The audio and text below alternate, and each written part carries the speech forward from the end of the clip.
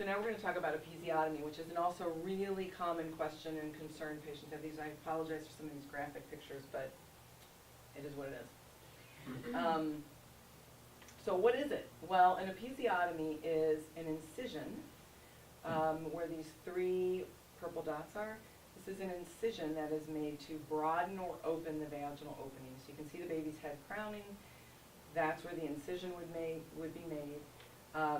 And this is the before and after the episiotomy is made and to afterwards when it's repaired.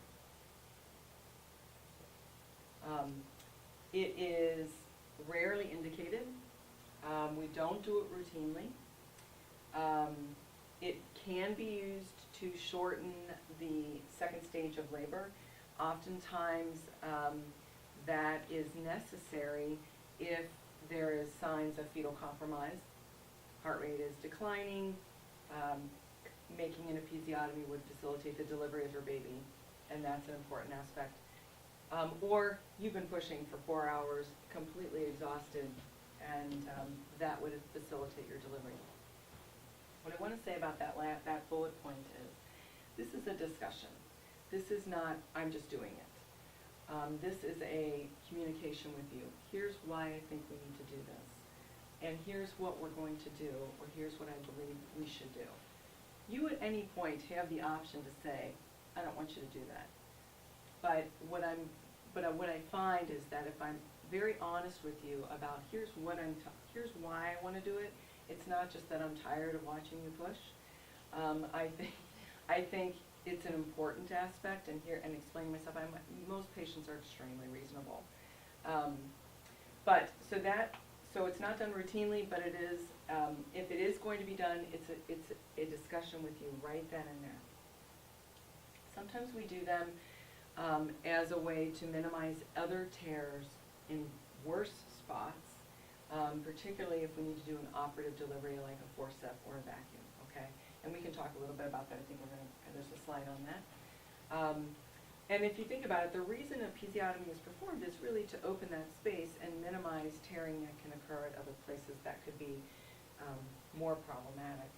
The suture we use, by the way, to repair it is absorbing, so you do not have to return to have the sutures removed. Okay, 6% of our vaginal deliveries are performed with forceps, and 3% are done with vacuum. And I know this is Dr. Melius doing this, so he always has something going on there. Let's talk a little bit about forceps. Has anybody ever seen forceps? Okay. I have. So you've experienced them firsthand. Yeah. So forceps, I think they look quite barbaric. My husband was in shock. Yeah, horrified. Yeah. Yes. I think they look barbaric, but if you, that initial picture that we had with all the 7 different positions of how your baby is navigating through your pelvis, forceps were really designed to allow the operator to hold onto both forceps collectively, okay, so you can see kind of the grip marks there. And that's to provide smooth pressure, literally following the curve of the forceps, which is literally the curve of your pelvis. So the reason we put that picture up is, one, I think it's important for people to see that, and to make the point that this is not pulling your baby out. This is guiding the fetal head underneath that pubic bone. And we don't use it routinely. Obviously, it's only 6% of babies are delivered by forceps, which is a very low statistic, by the way. We use it in certain cases. Baby's in trouble, needs to be delivered. The head is positioned coming down in the pelvis in an odd shape and finding it difficult to deliver. Or, again, pushing for many, many hours and just no ability to deliver your babe. I will tell you, since we've talked about forceps at this talk, I see a difference in the patients that ultimately do need forceps. I feel like they're much more at ease because it's familiar. It's not this kind of scary, I saw or somebody told me about something, or I saw, you know, an awful video about it, or read a blog about it, I feel like patients are more educated about it and more at ease, and they ask more appropriate questions. Again, this is also a discussion. This isn't like, I'm just doing forceps. This is a discussion about why it's important to do what we're doing. Nice. I'm gonna go back.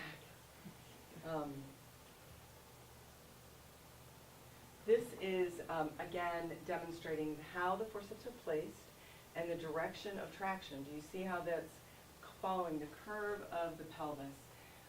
So it really isn't pulling out on your baby. It's just guiding your baby underneath. The other thing I'll tell women when I'm doing forceps is the forceps are applied, and I tell them, no, you don't get a pass. You are pushing. You are exerting a lot of effort. This isn't just me doing it. We're working together here. Again, because I'm not pulling, I'm guiding. You're pushing. So that's an important point for patients to understand, that it's not just you're done and she's gonna, you know, I'm just gonna deliver you. This is an example of what it looks like for a vacuum. There are a few different types of vacuums available. This is a common one. The upper picture demonstrates how collapsible and soft it is. Similar indications for forceps, really only used when the baby is very, very, very low in your pelvis. And again, it does not fully radiate out, it simply guides the baby underneath the pubic bone. One point that we have not put on here that I think we should add is that a vacuum is designed to pop off. It is only gripping with a little bit of suction. And sometimes when it pops off, it makes that sound. And that, I think, can be a little alarming to a patient if they hear that sound while we're doing a vacuum. So I always make it a point to tell patients, if this pops off, it's okay, it's designed to do that. It's a safety measure that won't allow too much vacuum to be applied to your baby's head.